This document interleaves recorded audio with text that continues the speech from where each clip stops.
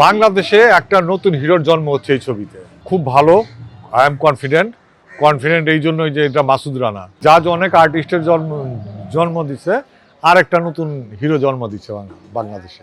এই মাসুদ রানা পর্দায় ঠিক মতো তুলে ধরাটাই সবচেয়ে বড় চ্যালেঞ্জ।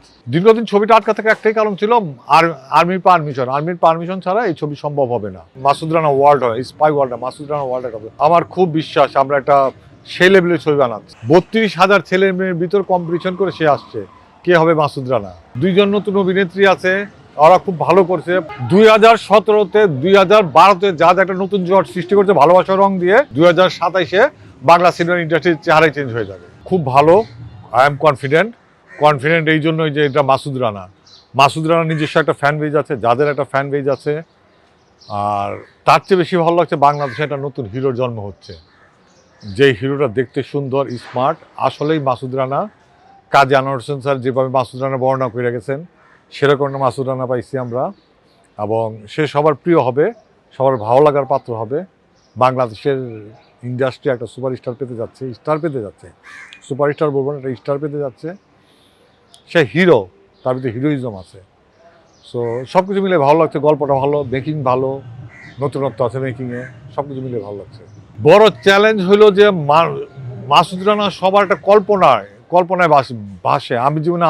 আমি মনে করি না আমার চেয়ে বেশি মাসুদ রানা কেউ পড়ছে, কিন্তু আমার চেয়ে বেশি মাসুদ রানা কারো বাংলাদেশ স্টাডি করা আছে কিনা আমার জানা নাই।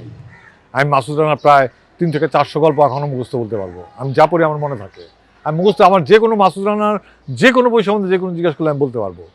সো এই যে মাসুদ রানা পর্দায় ঠিক মতো তুলে ধরাটাই সবচেয়ে বড় চ্যালেঞ্জ।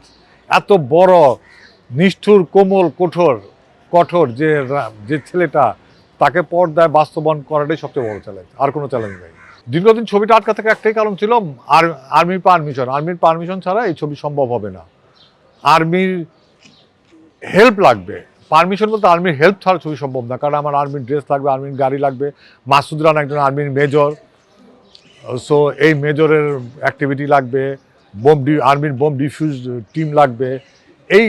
এইগুলি ছাড়া আমাদের পুরো শুটিং কমপ্লিট করে আমরা বসেছিলাম, যা শুধু এইটুকু কাজের জন্য আমরা আটকেছিলাম। এইটুকু আর্মি আমাদের সহযোগিতা করছে। থ্যাংক ইউ বাংলাদেশ আর্মিকে অন্তঃস্থল থেকে, জাজ মাল্টিমিডিয়া এবং মাসুদ রানার পুরো টিম পক্ষ থেকে ধন্যবাদ জানাচ্ছি। হ্যাঁ, মাসুদ রানা আমাদের একটা রাইট তো এইভাবেই নেওয়া আছে, আমরা মাসুদ রানা কন্টিনিউ করবো। এরপর একটা মাসুদ রানাতে যাচ্ছি, বা মাসুদ রানা ওয়ার্ল্ড হয়, spy world, Masud Rana world একটা জনতা তৈরি হচ্ছে। আমার খুব বিশ্বাস আমরা একটা সেই লেভেলের ছবি বানাচ্ছি, এবং আমি যেখানে ট্রেইলার টিজার পাঠাইছি এবং বিদেশ থেকেও ডিস্ট্রিবিউশনের ভালো আমরা পাইছি। মানে বাইরে ভালো ডিস্ট্রিবিউশন, যারা বাইরে দেখতেছে তারা সবাই খুব হ্যাপি ছবিটার উপরে।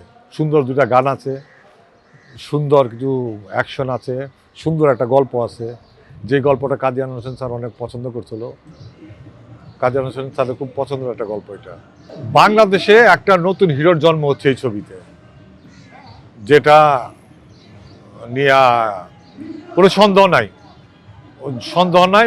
জাজ অনেক আর্টিস্টের জন্ম দিচ্ছে, আর একটা নতুন হিরো জন্ম দিচ্ছে বাংলাদেশে।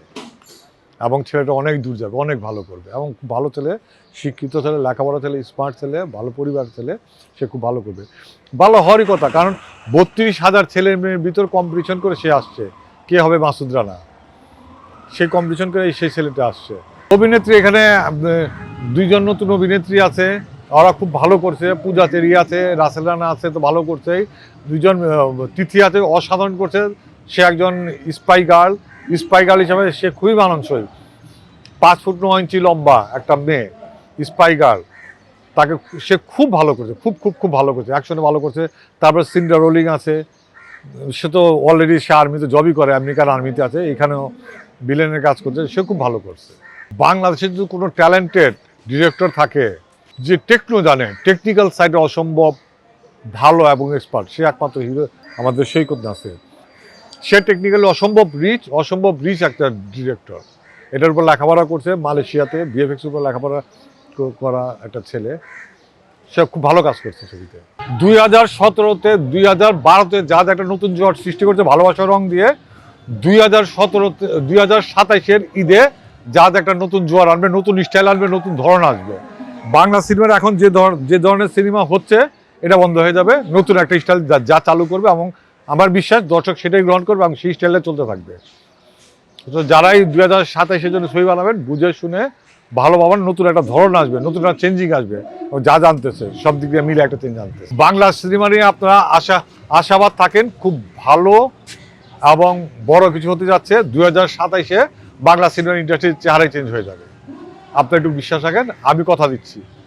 আমি আর জাজ মাল্টিমিডিয়া 2027-এ বাংলা সিনেমা ইন্ডাস্ট্রির চেহারা চেঞ্জ করে ফেলবে।